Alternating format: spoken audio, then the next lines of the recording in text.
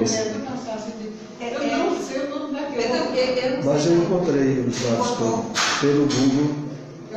A pessoa hoje em dia entra na internet. Eu vou mandar a localização agora, que eu estou aqui. Aparece o trem. Então vamos. Vem pra cá, querida.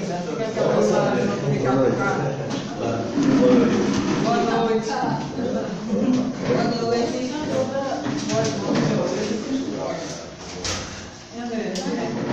Frio.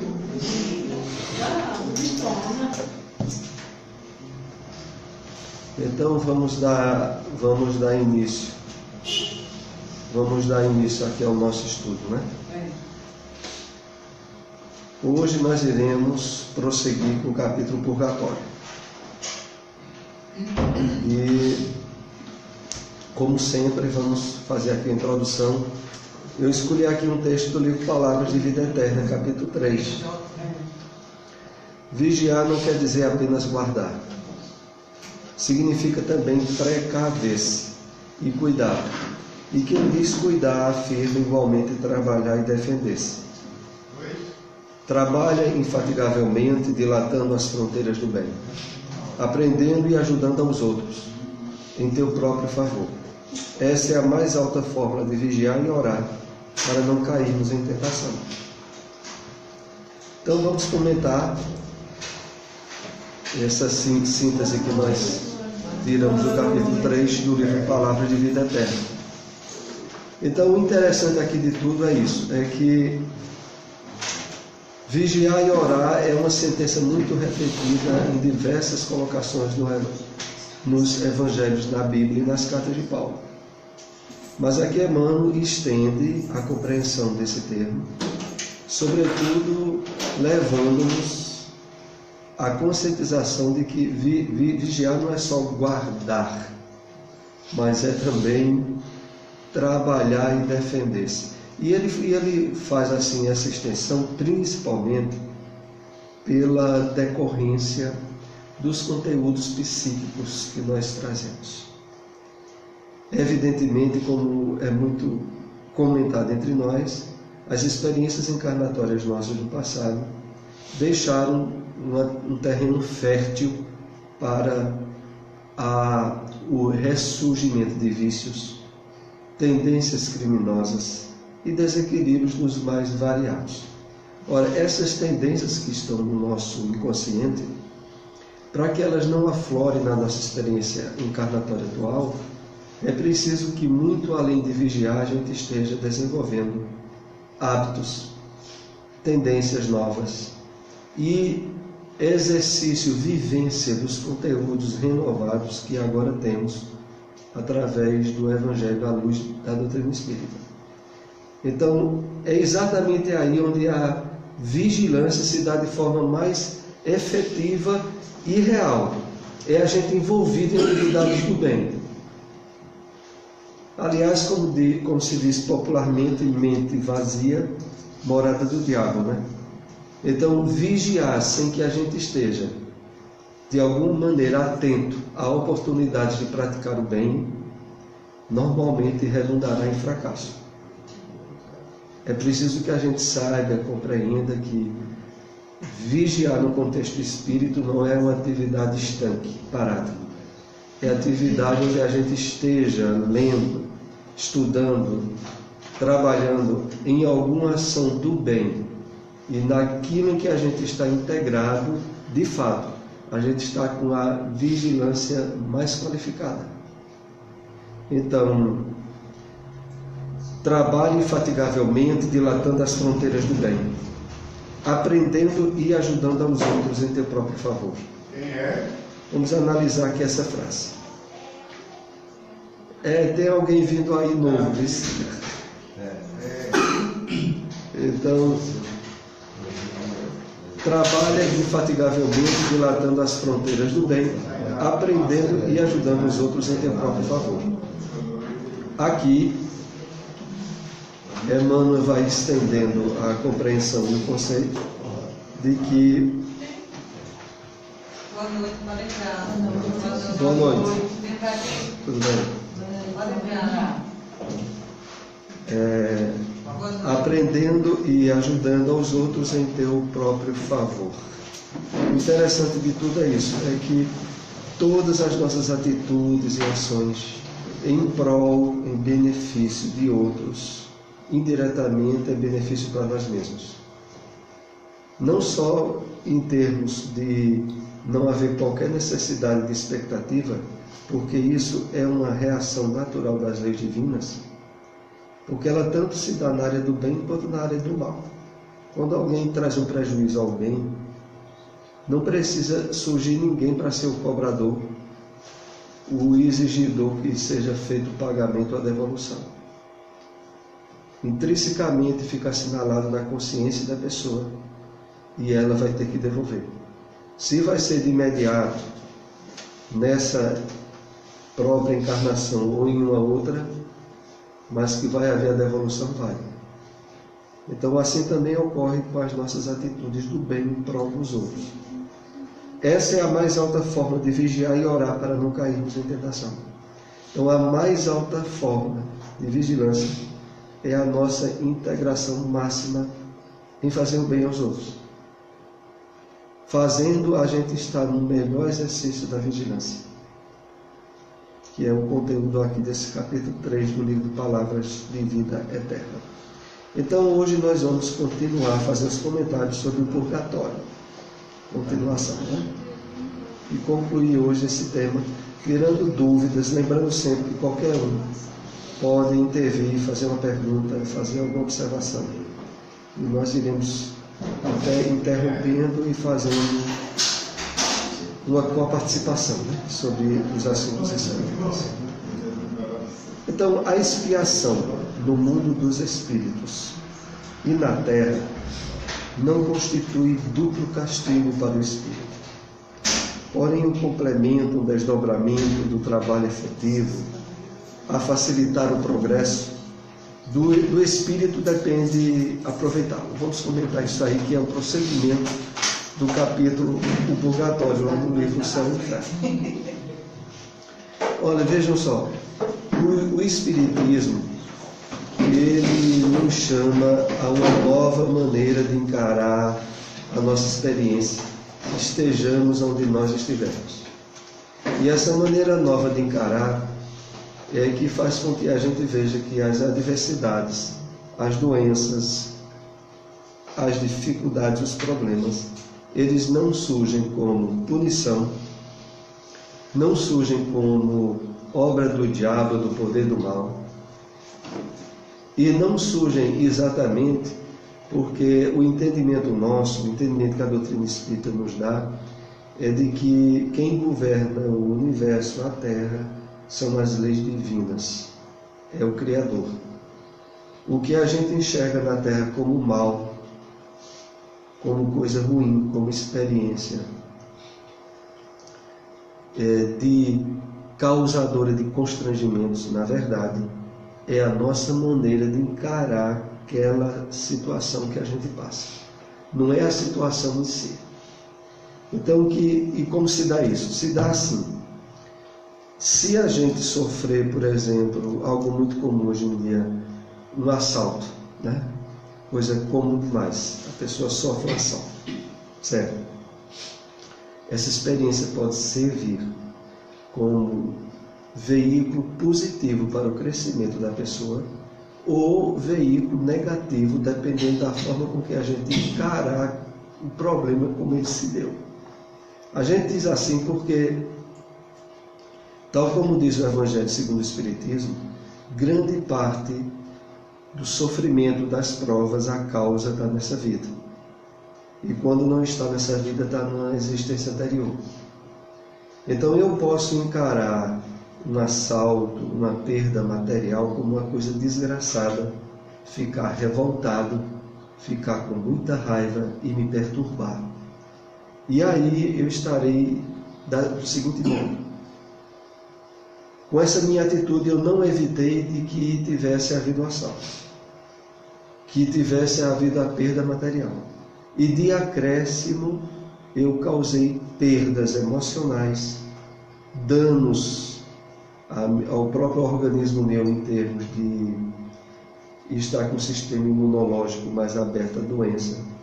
Porque uma coisa hoje que é taxativa na chamada descobertas novas na medicina as emoções têm um fator predisponente, predeterminante em muita doença no nosso corpo. E grande parte dela a origem é de ter o emocional, psicossomático, aonde a causa maior é a maneira com que a criatura está lidando com as situações da vida dela. E as emoções negativas como revolta, inveja, ódio, desejo de vingar-se, todas essas emoções, elas fragilizam o sistema imunológico, abrem portas para vírus e doenças atuarem em nós de uma maneira mais eficaz e prejudicial à saúde.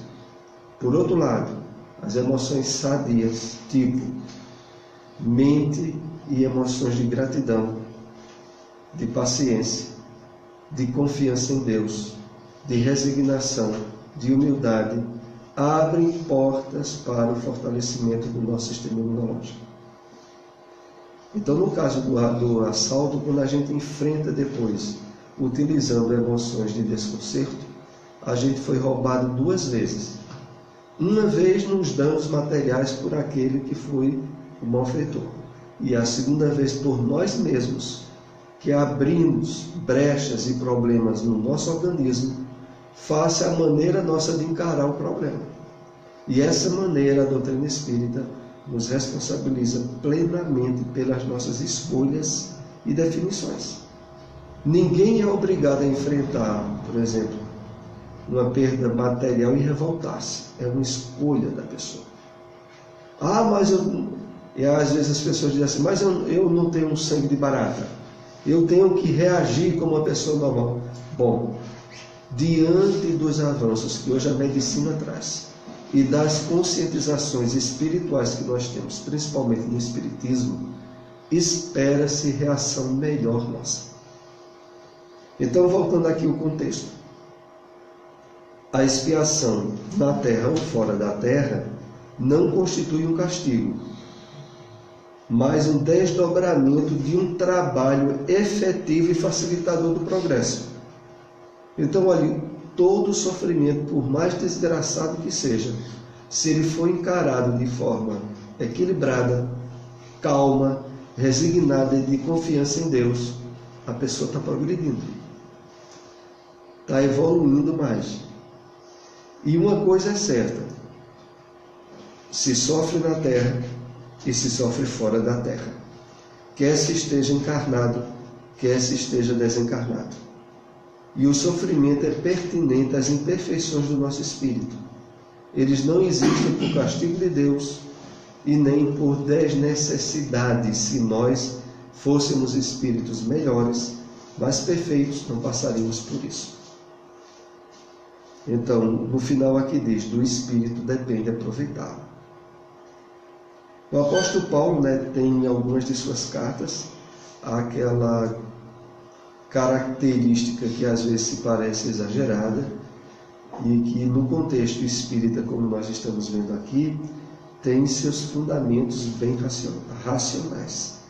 Ele diz assim que se a gente sofre praticando o bem, a gente deve se alegrar e se rejubilar, porque na verdade aquele sofrimento é promovedor de crescimento espiritual nosso. Veja, sofrer na prática do bem. Pois não, Geraldo? Soares, assim, existem espíritos que sofrem mais desencarnados do que encarnados. Por conta de, assim, muitas vezes, pessoas, espíritos que estão encarnados, eles, por ignorância, eles esperam aquela coisa que muitos de nós já até pensou sobre isso, de que morreu, está tudo resolvido. Aí chega lá no plano espiritual, se frustra e vê que não é aquilo que ele pensava. Aí isso causa uma revolta maior no espírito, ou não? Em parte se dá o seguinte: desde o início da nossa caminhada evolutiva, quando nós escolhemos caminhos e tendências particulares afrontando as leis de Deus, nós já expressamos ali um certo nível de revolta, de querer ter uma individuação distanciada do que seriam os objetivos da nossa criação. Então a gente vem desde o início em que a gente andou se afastando por atitudes e comportamentos próprios, tendo uma atitude de rebeldia. O problema é que para alguns espíritos e por opção particular deles, essa rebeldia se agiganta, quer ele esteja encarnado ou desencarnado. Mas em qualquer uma situação dessa, o resultado mais natural é o aumento do sofrimento, de tal maneira que atinge um nível em que o espírito se dobra e não aguenta mais sofrer e abre as portas para a humildade e a resignação e a reharmonização com as leis de Deus. É aquele caso bem simples mostrado no início do próprio livro Nosso Lar com André Luiz. Porque André Luiz, quando adentrou-se na realidade do mundo espiritual, de uma forma inesperada, ele depois se revoltou.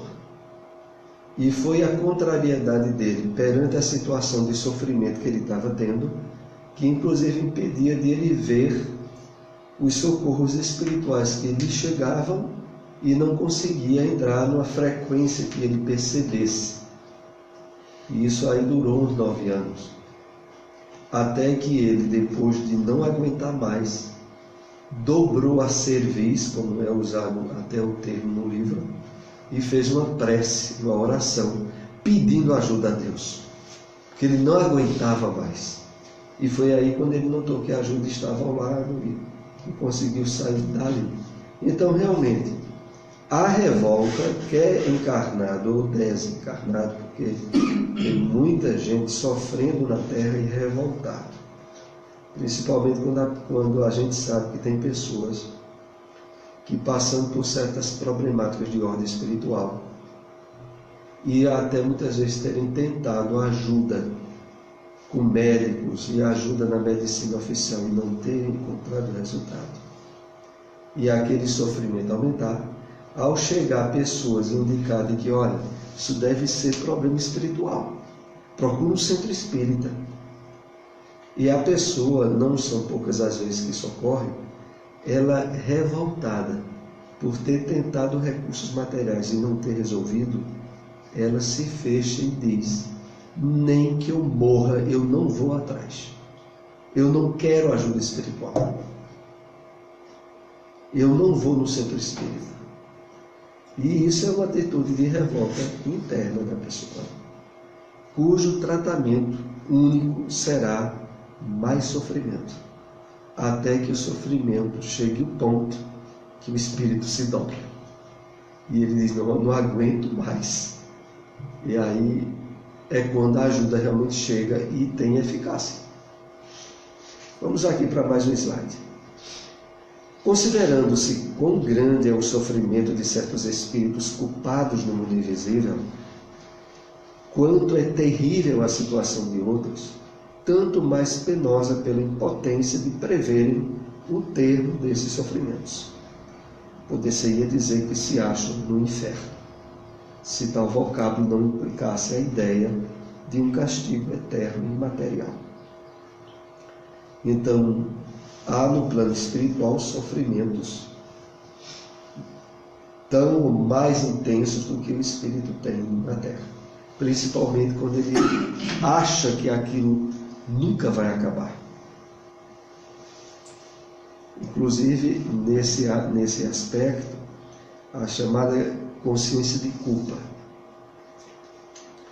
que separa e, de certa maneira, cria barreiras para que o espírito ache que ele não merece ser ajudado faz com que a intensidade do sofrimento, ele já estando desencarnado, seja de tal modo que a gente encarnado não faz ideia.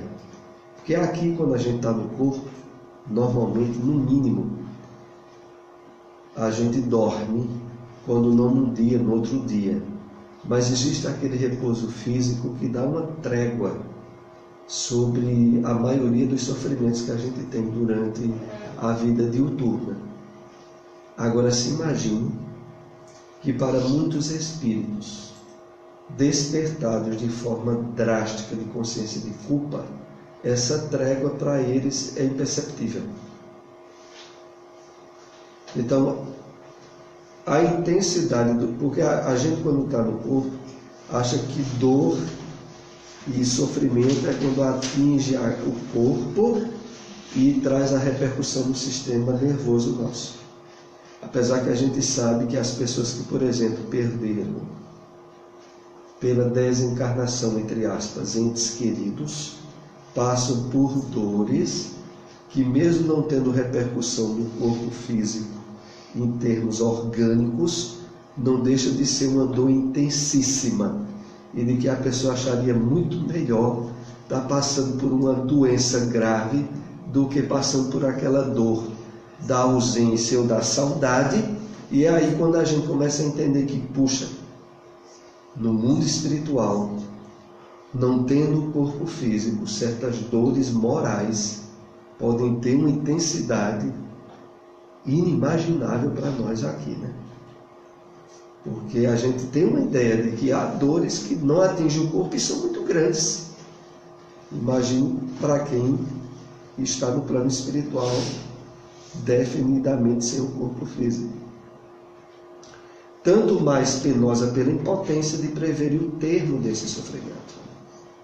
Poder-se-ia dizer que se acha no inferno, se tal vocábulo não implicasse a ideia de um castigo eterno e material. Então, uma coisa que é muito importante a gente ter bem definido é de que a compreensão espírita da ausência de um castigo eterno, de um inferno, o entendimento de que a vida continua no plano espiritual, mas de tal maneira que necessidades, dificuldades e problemas que a gente ainda precise para a nossa evolução irão haver. Isso por si só era para dar a qualquer um de nós aqui encarnados uma serenidade a maior possível. E primeiro a consciência de que, olha, eu tenho uma vida com certas dificuldades. Cada pessoa tem suas dificuldades particulares, necessárias para a sua evolução. Quando desencarnar, haverá dificuldades. Tenha a consciência de que o espírito continua depois da morte do corpo. Então, qual é a ansiedade e a pressa para certas necessidades ou problemas que a gente tem na vida aqui de espírito encarnado? Nenhuma. A maioria da humanidade vive, que hoje um dos maiores problemas na área médica, psicológica e psiquiátrica é ansiedade, depressão. São os dois maiores males que tem, né? E na verdade, veja, qual a causa maior? A ausência da conscientização de imortalidade da alma, como é apresentada pelo Espiritismo. Porque se a gente estiver bem conscientizado, não há pressa, começa por aí. A morte do corpo não vai acabar com a vida.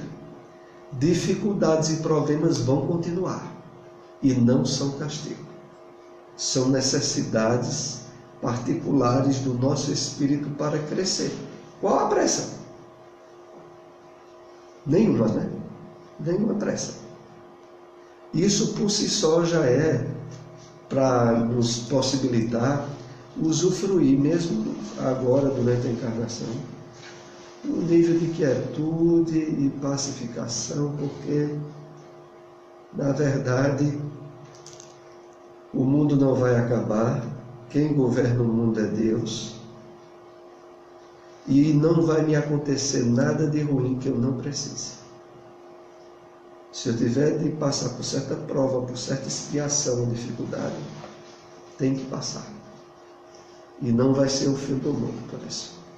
Então a gente tem que encarar de uma forma pacificada e calma, que aliás é o primeiro passo para a solução de qualquer prova ou dificuldade que a gente passe.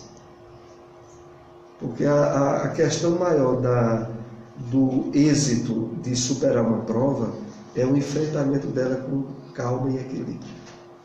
Porque se a gente enfrentar com revolta, com acréscimos de sofrimento, a gente está sendo reprovado. Passível de passar pela prova de novo. Então tem que se ter muito cuidado, quer dizer, tem que, como diz o apóstolo Paulo, teria que a gente realmente aproveitar, sabendo que aquilo ali é para o nosso crescimento. Vamos aqui para mais um exemplo. Mercê, porém, da revelação dos Espíritos e dos exemplos que nos oferecem, sabemos que o prazo da expiação está subordinado ao melhoramento do culpado. Então, vamos ver aqui alguns aprofundamentos disso. É face à revelação dos Espíritos e dos exemplos que os Espíritos nos oferecem, a gente sabe de uma coisa certa: o prazo da expiação está subordinado ao melhoramento. Então, o que a gente tem que fazer muito é voltar-se para fazer o bem o máximo, né? À família, a conhecidos, a outros, porque na verdade esse é o caminho definidor de uma prova bem vencida e de uma expiação superada. Então, a definição de que essa expiação está subordinada ao melhoramento não deixa brecha. Se a gente está passando por certas provas, algumas coisas na gente tem que ser melhoradas. Se já tivéssemos alcançado essa melhora, a prova já teria tomado outros rumos.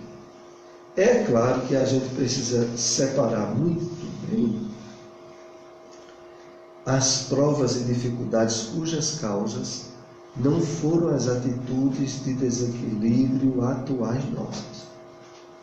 Foram consequências de experiências que estavam fora do nosso controle. Que as provas que nos ajudam a evoluir é aquelas que a consciência nossa diz: poxa, eu não fiz nada nessa vida para estar passando por isso. Então, se você não fez nada nessa vida para passar por isso, e você passar por isso de forma equilibrada, você está evoluindo muito bem, está crescendo espiritualmente. Agora, se quando a gente analisa, a gente se percebe que está passando por um sofrimento porque não deu ouvidos à consciência, porque foi alertado muitas vezes, mas não atendeu, aí esse sofrimento tem que ser enfrentado com equilíbrio, com calma e com consciência de que ele está apenas resolvendo uma questão que a gente criou agora. Ele não está ajudando a gente a evoluir.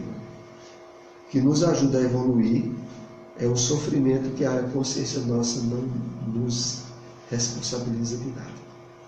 Você está passando por algo e você diz: puxa, não sei por que isso me aconteceu. À luz da palavra até do apóstolo Paulo, aproveite. Esse crescimento é para seu bem.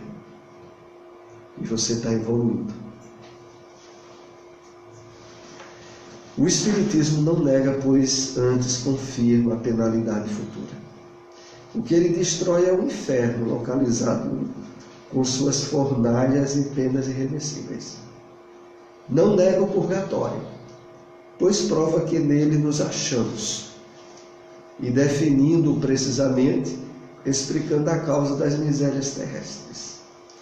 Então aqui a gente pode ficar tudo calminho que a gente está no purgatório. E aquele que acha que está vivendo o céu,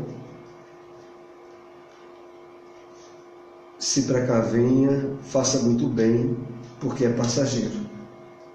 As provas, as dificuldades, inegavelmente surgem na vida de qualquer um encarnado, mais cedo ou mais tarde. Desde a perda dos entes queridos, às doenças físicas inevitáveis que irão surgir. Então não há como, face às contingências da experiência humana, a gente não está assim bem atento de que, olha, aqui não é meu lugar, eu não nasci para estar em purgatório, definidamente. E a melhor maneira de eu dar conta do que eu vim resolver aqui na Terra é através da prática do bem, do esforço, da vivência do Evangelho do Cristo e desapego às coisas aqui, as coisas estão ligadas ao purgatório, que parece até uma palavrinha irônica, né? Parece que tem a ver com pulga. Então, o que o Espiritismo destrói é o inferno localizado. E isso aqui é muito importante a gente refletir bem, como até já comentamos aqui em alguns encontros atrás, porque as experiências que a gente teve em outras vidas, em encarnações anteriores, deixaram um subsídio muito forte de inferno externo. Então a gente, às vezes, até por imaturidade espiritual, quando está vivendo aqui na Terra uma situação difícil na família ou no trabalho, a gente, estou voltando para o inferno. Exatamente porque a gente é muito condicionado a achar que os fatores externos determinam o nosso estado interno. Então, se a gente está num trabalho que tem adversidades, incompreensões, e a gente, aquilo não é trabalho, aquilo ali é um inferno. É o resultado dessa imaturidade nossa. Porque os fatores externos, eles não podem determinar os nossos estados internos. Os nossos estados internos é a opção nossa. Isso é algo que, em termos de compreensão espírita, é muito claro.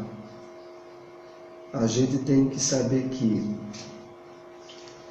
como espíritos conscientizados, nós estamos em meios e em situações para ajudar a melhorar, não para se contagiar com o meio que está errado ou com as pessoas que estejam erradas. Então é preciso que a gente veja que o meio errado, o meio que eu digo é os fatores externos. As pessoas erradas, a gente não pode colocar elas dentro da gente, porque habitualmente a gente coloca dentro da gente. E quando a gente coloca dentro da gente, aí a gente botou o inferno. Porque de forma natural, quem leva a sério a doutrina espírita, ele vai ambientando nele todo um clima de harmonia, de compreensão da vida, de tendência para praticar o bem. Só que ele convive com pessoas que não estão nem aí com as ideias que ele tem. E está também dentro de um meio material que com frequência lhe cria dificuldades. Só que ele sabe de uma coisa: ele espiritualmente tem que defender o que Paulo chama nas cartas dele, o templo dele, o corpo dele, e não botar dentro dele as coisas que estão fora. Quando a gente lida com pessoas com situações adversas, desequilibradas, pessoas problemáticas, a gente tem que lidar assim: eu estou aqui, ele está ali. Ou eu estou aqui, os problemas estão ali. e nessa compreensão ter o seu autodomínio, o seu autocontrole, a preservação de suas emoções em paz, para que os desarranjos dos outros não entrem para dentro da gente. Isso acontece em relação ao contexto do inferno. O inferno, em termos de lugar espiritual, onde a presença de espíritos doentes, desequilibrados ou viciados é predominante, é inferno para quem sintoniza com esses valores. Mas se a gente não sintoniza e estivesse no lugar desse, o entendimento nosso é vir para cá para ajudar, para criar meios de socorro para essas pessoas que estão sofrendo muito. E não botar a mão na cabeça e dizer: meu Deus, me tira daqui, estou no lugar errado. Então, isso em termos espirituais nunca é para acontecer assim.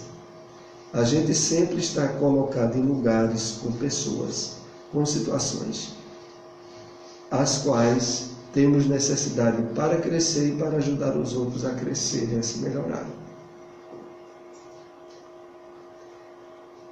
E aqui continua nesse texto, definindo precisamente, explicando a causa das misérias terrestres. Então, olha, a causa das misérias terrestres em todas as áreas, porque, olha, as misérias terrestres, para que a gente defina bem, elas são assim. São aquelas de ocorrência material imprevisível, né? Por exemplo, hoje mesmo esteve havendo terremotos no México.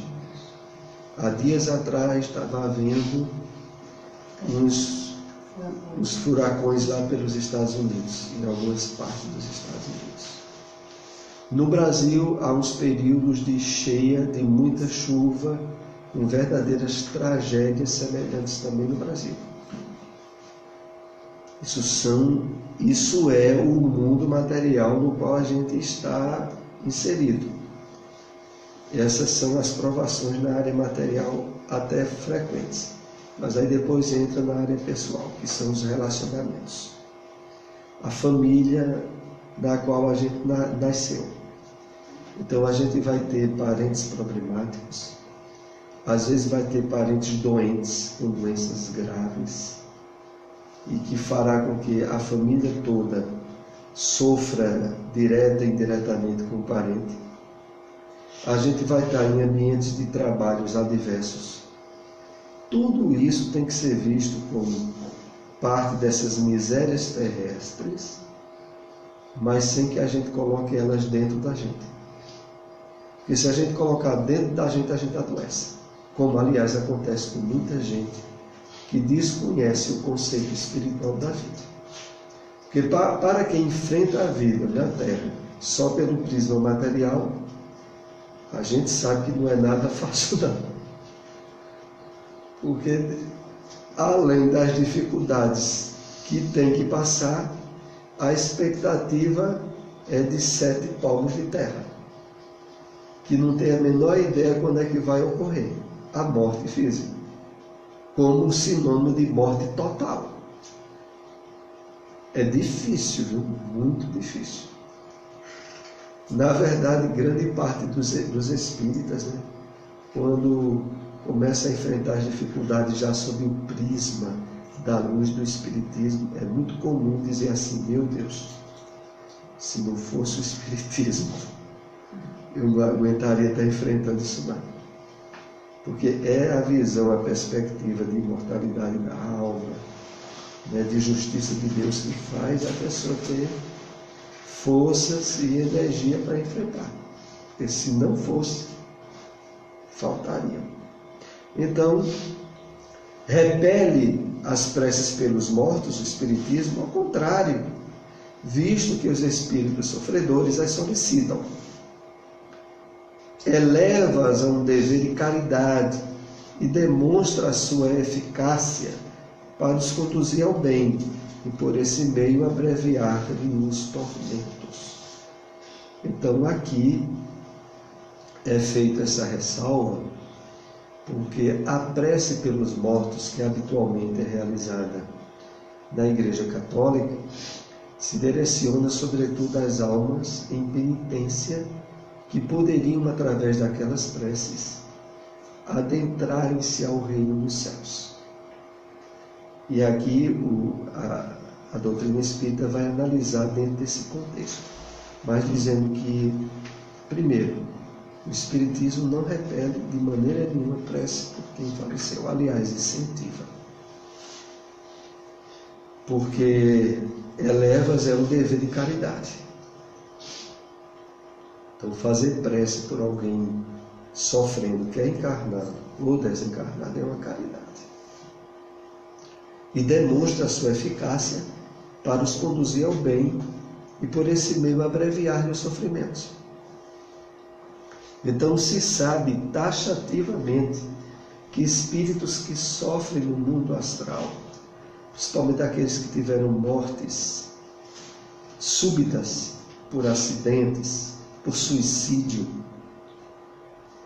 quando aqui na Terra pessoas intercedem, fazem preces por eles, essa prece tem uma repercussão real, em termos magnéticos, alcança os espíritos e ajuda eles, ou dão a eles, pelo menos em termos de estímulo, de energias positivas, o alento que eles não tinham se não fosse feito a prece. E por esse meio, findando aqui esse comentário, abreviar os tormentos. Então, a intercessão através da prece, ela é semelhante, por exemplo, a uma intercessão que a gente faz por alguém, dando uma ajuda em termos materiais. Então, do mesmo modo que quando alguém está passando por uma necessidade grave, surge alguém que dá uma feira, supre uma necessidade material imediata daquela pessoa, ele interferiu na prova que aquela pessoa estava passando, minimizando aquela prova. É o mesmo que ocorre através da prece para os espíritos que sofrem no plano espiritual. Há um alívio, há uma diminuição de provas para ele, porque alguém, usando as vibrações e a prece, intercedeu, interferiu. Há um abrandamento. O que o Espiritismo afirma é que o valor da prece está no pensamento e não nas palavras. Que as melhores preces são as do coração e não as dos lábios.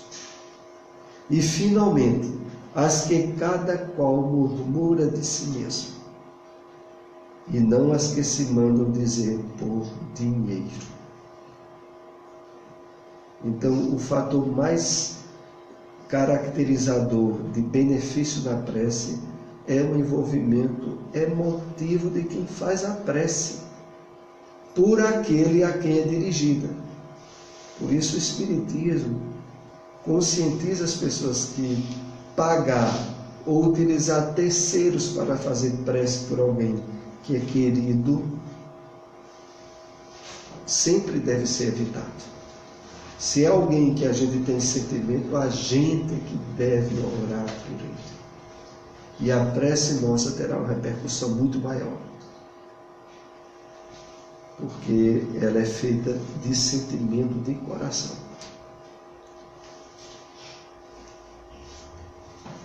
Seja qual for a duração do castigo, da vida espiritual ou na terra, onde quer que se verifique, tem sempre um termo, próximo ou remoto. Na realidade, não há para o espírito mais que duas alternativas, a saber: punição temporária e proporcional à culpa, recompensa graduada segundo o mérito. Aqui, nesse texto do livro Céu e Inferno, é para nos deixar absolutamente tranquilos de que, olha, só há duas alternativas para a sua vida, na sua caminhada espiritual. Quer você esteja na terra, quer você esteja fora da terra. Sofrimentos temporários necessários para o seu crescimento. E de que, na medida que você amadurecer e crescer espiritualmente, os sofrimentos são retirados. Quer você esteja na terra ou fora dela. Então, isso é para nos deixar bem tranquilos. É claro que por trás disso está aquele ensinamento de que, olha, na terra ou fora da terra, ninguém sofre, não iremos dizer sem merecer, sem estar em curso nas leis divinas. Qualquer um sofrimento que nos atinge, quer venha, como tivemos aqui na cidade há pouco, por uma bala perdida, quer venha através de uma doença, por exemplo, uma dengue, que levou muita gente até a morte do corpo, um mosquito, quer venha através de um acidente de carro, qualquer um sofrimento que nos vem e que a gente não procurou, sobretudo, está escrito nas leis de Deus a possibilidade para aquilo acontecer. E quando acontece, é porque foi inevitável que ocorresse. Não havia meio para evitar. E ocorreu como resgate, promoção, crescimento espiritual. O que é preciso a gente sempre amadurecer muito é a compreensão e a conscientização espiritual da vida, em termos de desidentificação com matéria e com corpo material. Porque corpo material, matéria, experiência encarnatória é experiência passageira. Há pouco eu vinha comentando com o Antônio. Aqui na Terra, uma existência, por mais duradoura, 70, 80 anos, quem já passou dos 40 por aí tem uma ideia, é muito pouco. Se viver 10 anos, 20 ou 30 anos é pouco também, ninguém pensa que 70, 80 anos é muita coisa, não é coisa nenhuma. Porque as pessoas que vão chegando nessa idade, quando olham para trás, percebem que a encarnação, a vida passou como sopro. E no contexto espírita, o que é dito para nós de forma muito clara é, olha, tu já vivesse inúmeras vezes. Não é 2, 3, 4 vezes, não, é inúmeras vezes. E para frente tens a eternidade. Estamos chegando próximo de terminar o nosso estudo, que terminará um pouco antes de 9, devido ao passe, né? O Espiritismo repele a terceira alternativa, da eterna condenação. O inferno reduz-se à figura simbólica dos maiores sofrimentos, cujo termo é desconhecido. O purgatório, sim, é a realidade. Então, para os espíritos que estão com suas imperfeições, é purgatório encarnado, é purgatório desencarnado. Então, purgatório é que é realidade. Inferno, castigo eterno, nada. Agora, haja purgatório para ir limpando as arestas das imperfeições morais e comportamentais que trazemos dessa e de outras encarnações. Vamos aqui para o último slide de hoje. O Cristo serviu-se da palavra inferno, a única usada como termo genérico para designar as penas futuras sem distinção. Colocasse ele ao lado da palavra inferno um equivalente a purgatório, e não poderia precisar-lhe o verdadeiro sentido, sem ferir uma questão reservada ao futuro.